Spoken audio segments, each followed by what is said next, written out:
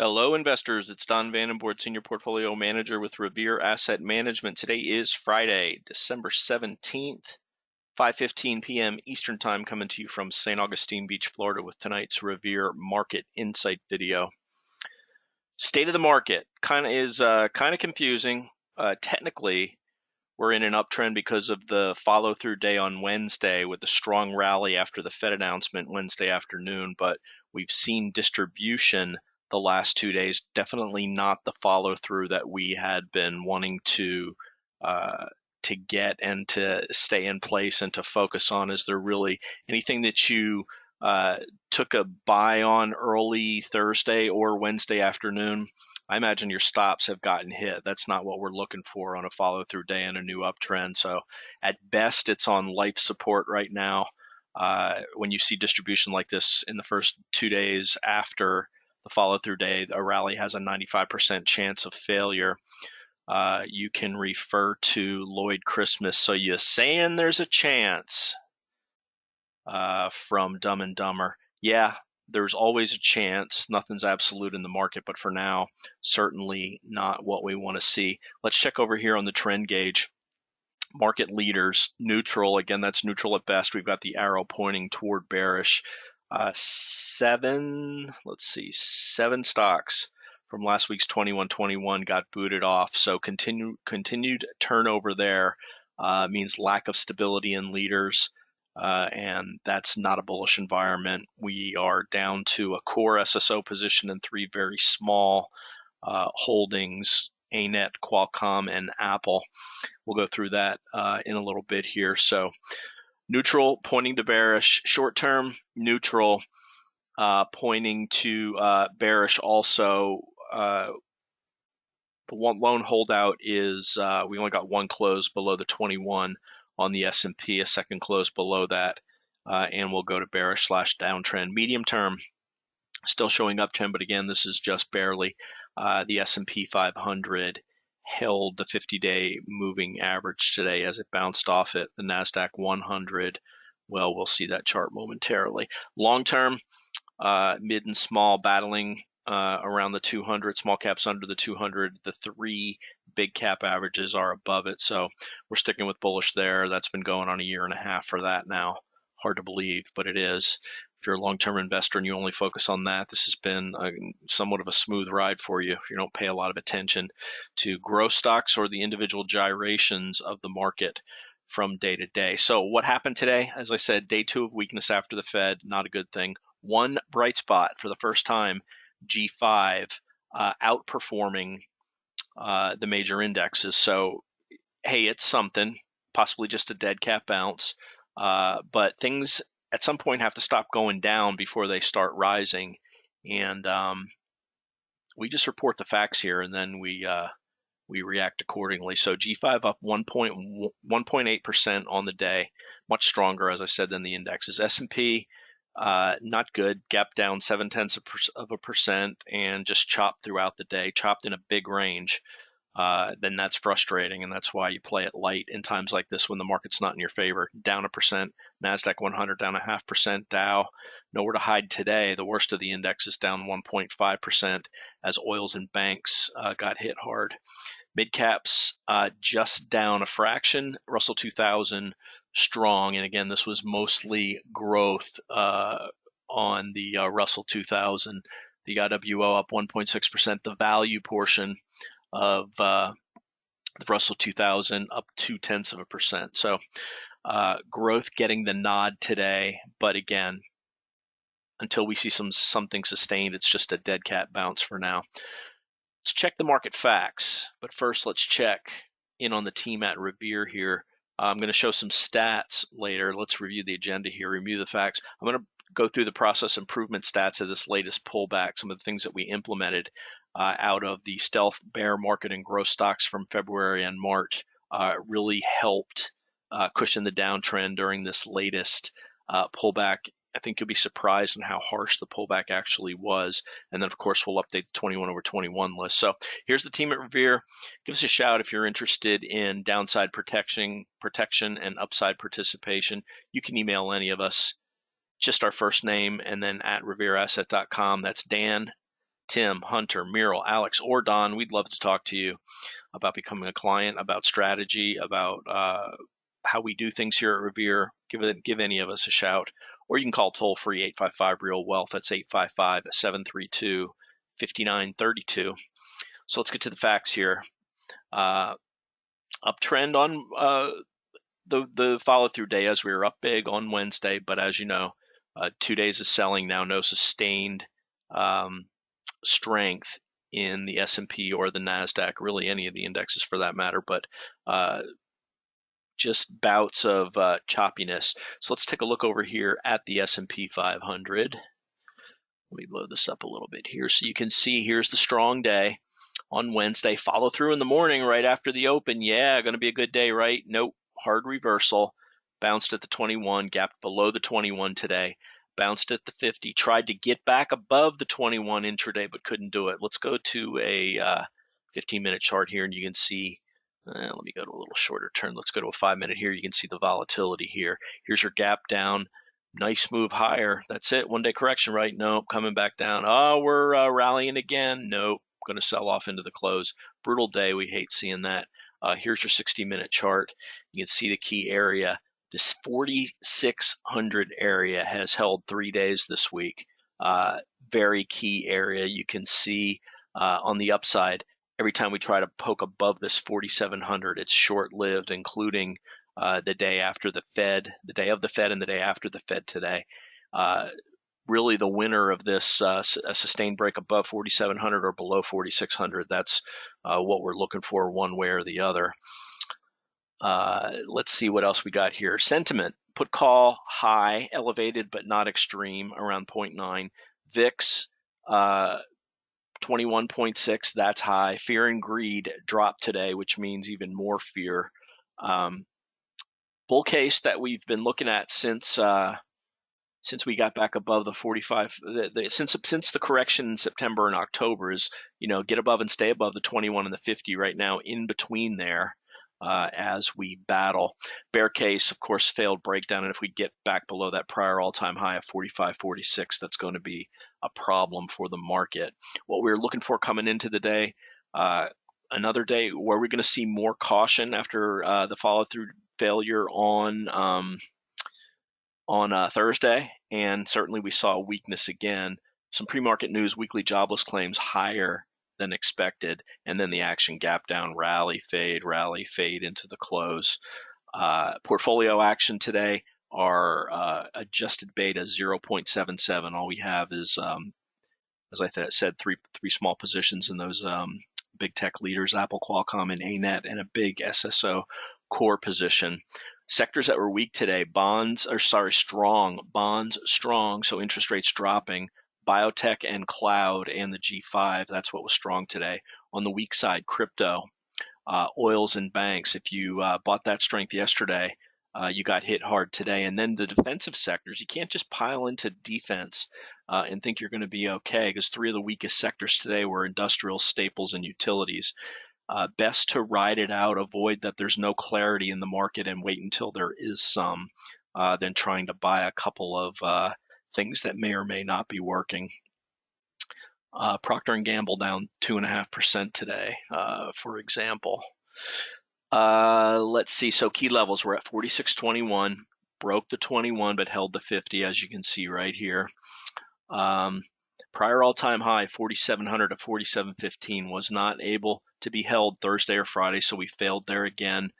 This November support area, 4,650 to 4,670, failed again. Let's take a look at that on a chart again. So this is the 4,650 to 4,670. You can see battling here around that, above and below it, above it, back below it, above it, back below it. So 4,650 to 4,670 here is a key area and kind of an intra support resistance area between the big 4,600 and 4,700 range. The 21-day moving average is flattened out now. And again, as I mentioned, we closed below that. On the good side, 4604, the 50-day, we tested and held it 3 times this week. So here, Tuesday, Wednesday, and Friday. approached and bounced when we got near the 50-day moving average, and that's now above that critical 4,600 area, which adds even more support and means that a break of that will be certainly even more of a concern. The rising 200-day moving average is at 43.46, 6.3% down. I didn't update that. Let me do it quickly. And 6.3% down. Reminder, the market does not get into serious trouble unless you have a weekly close below the 200-day moving average. I did a webinar on a study of the last 13 bear markets, and that's a consistent fact. Bear markets come and they go. The long-term trend is higher, but there can be some severe breaks in the short and intermediate term that can really damage your portfolio, especially if you're approaching retirement. That's the sequence of returns concept that's so important. So there's your market facts. Let's take a look at the stats that I wanted to mention now. So the big process improvement project that we did after we were not happy with our drawdown in February of March during the stealth bear market in growth stocks. People were saying there's been a bear market this year. Well, during this period, the S&P 500 was only down 6%. The NASDAQ 100, a little harsher, down 12%. Dow only down 3%. But take a look at these numbers here. And this was not something that we monitored at a time, but something that was discovered during the time that we were looking to improve ourselves. This is what we call the G5. You've heard me talk about this quite a lot. It was down 20% during this 3-week period. Compare that to the 14.6% that we're down. Not happy with being down that much when the indexes were holding up. So the two big improvements were, and there were a bunch of them, a bunch of improvements, but the two biggest ones were to hold a core position in SSO to allow for rotation between sectors and growth in value to take place within that part of the portfolio, and also monitor these G5 ETFs to see how they're doing relative to the market. So not a bear market, but a severe correction market. Well, certainly a bear if you're an ARKK holder.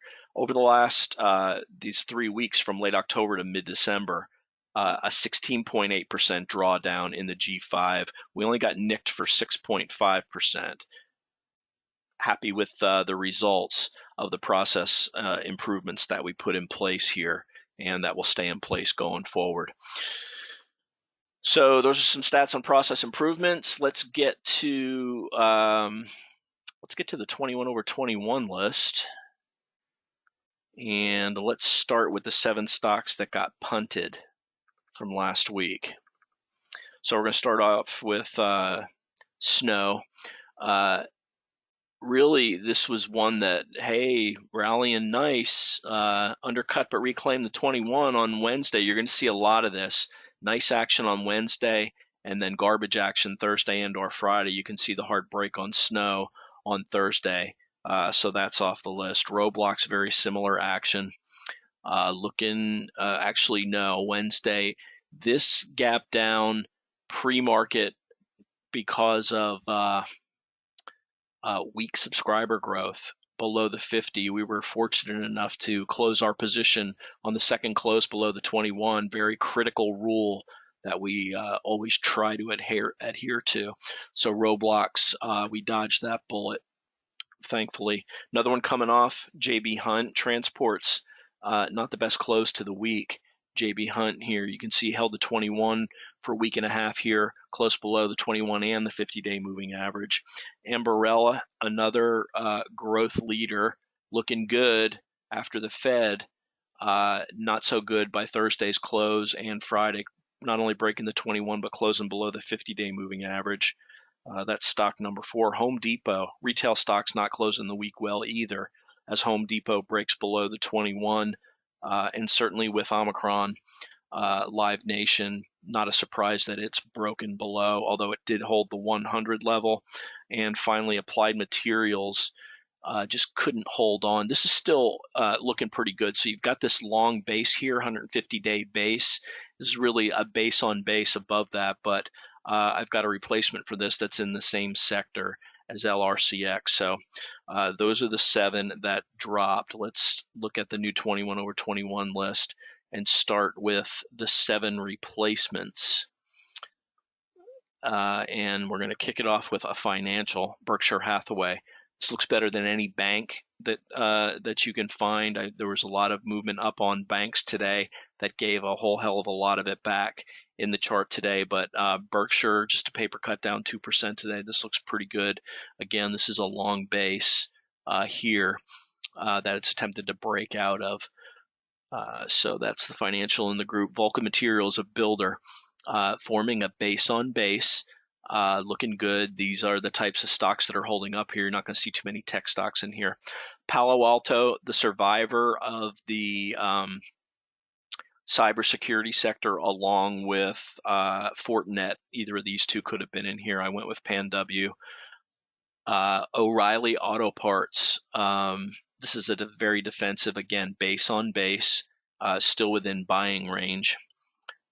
Intercontinental Exchange, financial services, forming another base on base. You can see the breakout here. Nice quick move up here. Nice relative strength on this. Looking good. Intercontinental Exchange. I don't think this has ever been on the list before, so that's a new one. CubeSmart, adding a REIT. Again, base on base. So there are some things that are holding up with some decent, growth numbers. These aren't. You will not see the hyper-growth stocks on here, as they're either badly damaged or hanging on by a thread. So a little bit of a different flavor. But this is a leadership list, not only a momentum growth stock list. Applied Materials. This is actually not here. Look away. What's on here is actually LRCX. Lam Research, as it barely squeaked, held on to the 21. These two I'm still, pretty good on Applied Material and Lam Research, but aim at further below the 21 versus LRCX. So add LRCX to the list.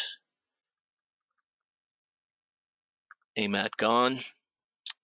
Next up. So now we're into the survivors from last week. Toll Brothers. Some weakness in builders this week, as I think it was Lennar that reported and disappointed. But this one holding on to its breakout just barely, sitting on the 21. Nutrien, fertilizer still looking good, still near the top of its base. Micron, undercut but reclaimed the 21 by the end of the day. Ford, this has been all over the place. And again, you just can't buy something even though it's perceived to have value. Ford with a PE of 11, perceived to be a value stock, but three tests of the 21 and it did hold it, so that's why it's still on the list. Compare that with GM, which broke down today. Costco continues to ride the 21 higher after a nicely received earnings report.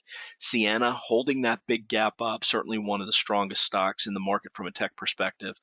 American Tower in a base, a REIT, but it's actually not a REIT, it's Cellular Towers. You know that they're printing money. Certainly no lack of need for G5 cell towers. Marvell bounced off the 21 today. Arista Networks, one of the 3 holdings that we have left, bounced off the 21 today also. Apple, big leader, pulling back this week, still above the 21. Qualcomm it's actually right on the 21 after hours. So I kept it on the list, just closed just a tick below it. But semiconductors are one of the strongest groups, and there's several that could be on here that aren't on here, namely ON and AVGO, ON and Broadcom. Pure Storage, another very strong tech stock in the data storage area. Builders First Source, holding up very well. And finally, Nucor, the clear leader in the steel stocks. Terrible day on Wednesday, but nice reaction and comeback Thursday and Friday to get back above the 21. And that's your 21 over 21 leaders list. And that's going to wrap this week's video. As always, I'd like to hear from you. I'm on Twitter at @DVandenbord. Email don@revereasset.com. Phone 855-REAL-WEALTH. Wrapping up the week ending December 17th. Man, this year has just flown by. This is Don Vandenbord with Just the Facts, telling it like it is. Thanks for listening and have a great weekend.